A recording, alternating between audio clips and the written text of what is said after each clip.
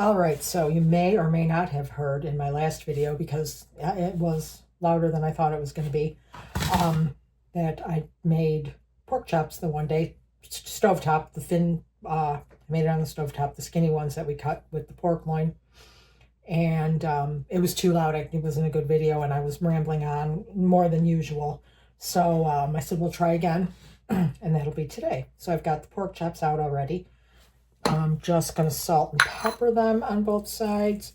And today I'm just going to use the old-fashioned egg as glue. Can you see it there? No.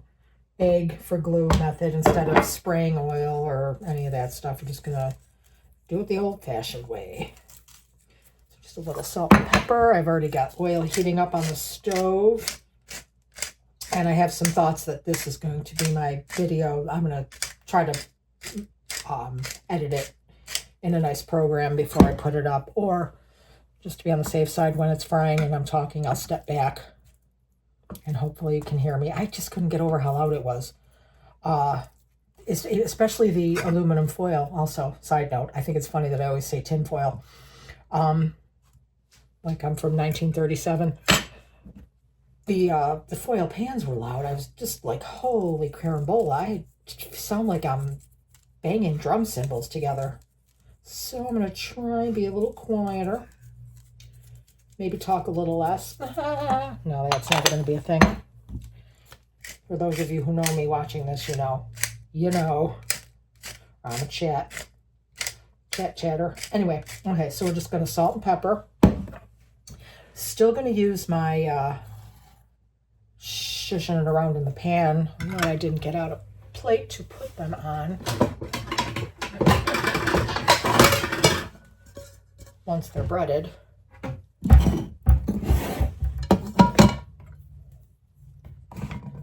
So we'll just dip them in the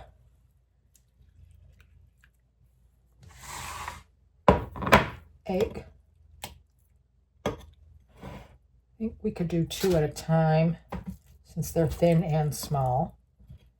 And I'm kind of hoping I can fit them all in the frying pan in one fell swoop. Sides, I just knew it was going to be that kind of a Friday. I bought 2 salads at the grocery, a elbow macaroni salad and potato. But I also tried a rotini pasta salad. The man's been requesting it, and I didn't film myself making that because, quite frankly, 95% of the time that I try to make a salad, it's crappy. So I figured, nah, I won't even waste your time. It did come out good. I'll tell you what I used for the dressing is Good Season's Italian dressing in the packet, but not made into dressing, just the dry flakes.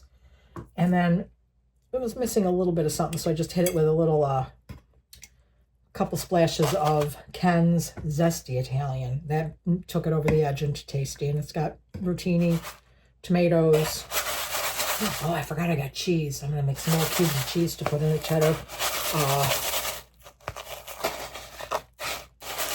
Cucumbers and red onions. Pretty simple, but tasty. And I made a big bowl because it's something we don't have a lot, so I figured it'll get enjoyed over the course of the weekend. And the potatoes are the store-bought salads that'll always go. Man likes to snack on that stuff. So that's all we're having. Oh, vegetables. There's a vegetable missing. I bought a bag of avocados that were pretty not very good, so I made a kind of a guacamole salad out of it, a guacamole salad. So here we have pork chops. Okay, we're back. I got my aluminum foil pans. The oil that's been heating. Some pinchymans. Now these are very thin, so they'll only need minutes on either side. And they're pork loin, so if they get overcooked, they will be dry, but they're thin, so they're more like crunchy. I mean, they're more palatable than a dry pork roast. But I think I'm going to do 2 minutes on one side and 3 on the other. We'll start with 3 and then do 2. So let me see if I can get them all fit in here first and foremost. Turn the heat up a little. I turned it down so it didn't smoke and burn, and now it's a little bit No, that's good. That'll be fine. Anyway, I probably shouldn't, but I am gonna put all 3 in there. Or all, how many do I even have? 6. Because this one little last nugget is just, okay. And I'm gonna set a timer for 2 minutes and we'll leave them fry. And I am going to go wash this off so I can put the cooked pork chops back on it. See you then. Okay, it's been 3 minutes, maybe 3.5, because I was in the middle of something when the timer went off. I'm going to flip them now.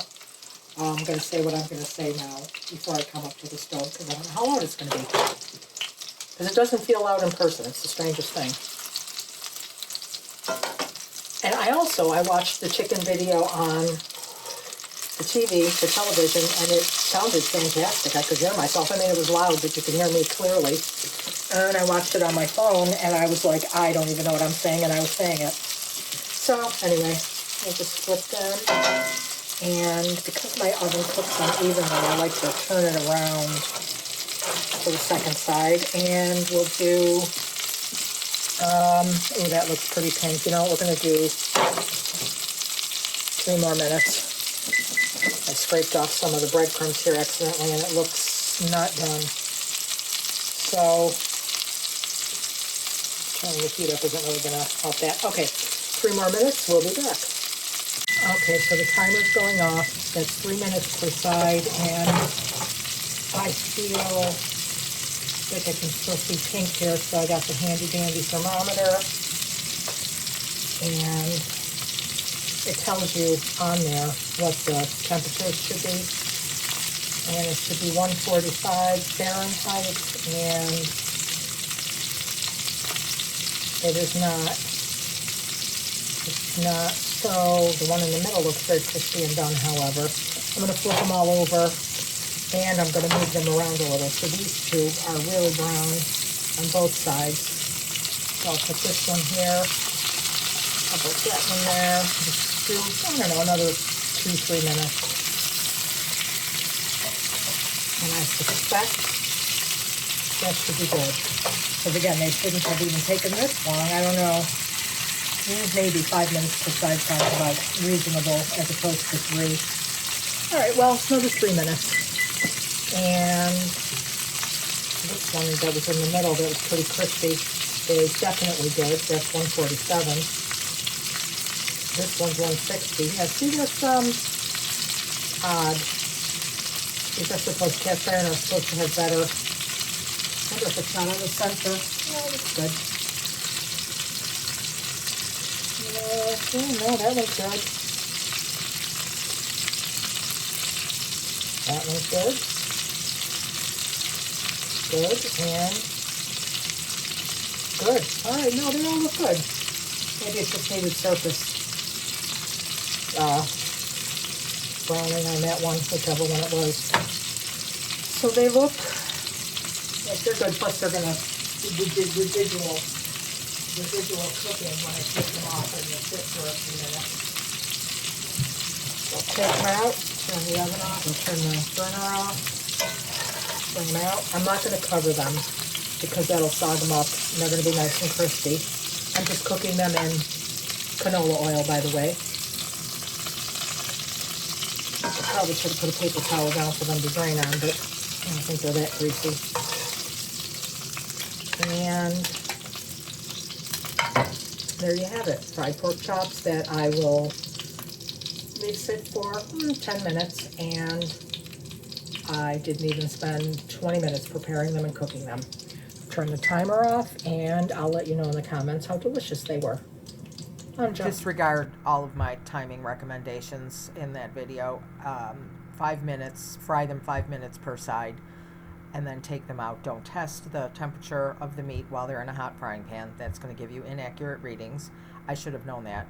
And 5 minutes per side fry, take them out, test the temperature, leave them sit for 5 or 10 minutes. They'll be delicious. They were good. I did have to put them back in the frying pan for another minute, though, after I cut my first piece. It was a teeny bit pink.